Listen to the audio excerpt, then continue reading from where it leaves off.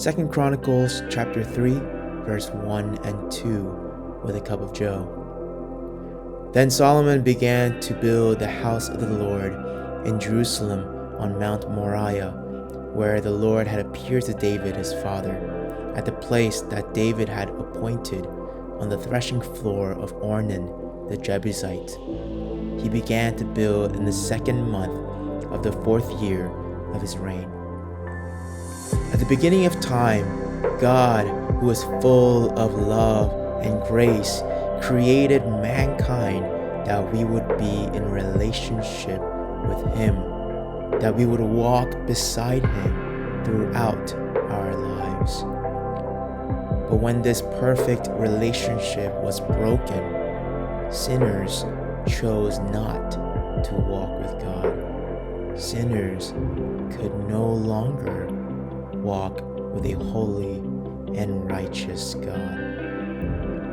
But because God is faithful, because God is love, He led Solomon to start building the temple on the mount of the Lord, on the mount on which He provides, so that He would dwell among His people in the most holy place.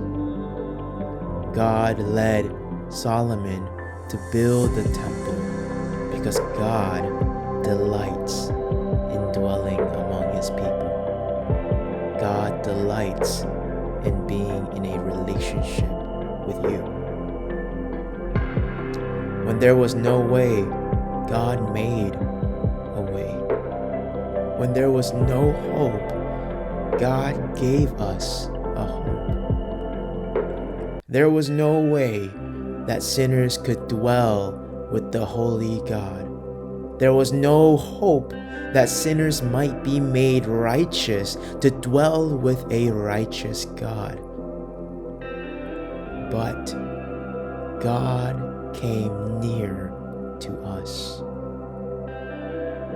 As Solomon is building the temple in which God will dwell, God reminds us of how He came near to Abraham on the same mount, how He saved Isaac by providing a ram in the bush. God reminds us of how He came near to King David on the same mount, how He saved the Israelites from a plague. God came near to us.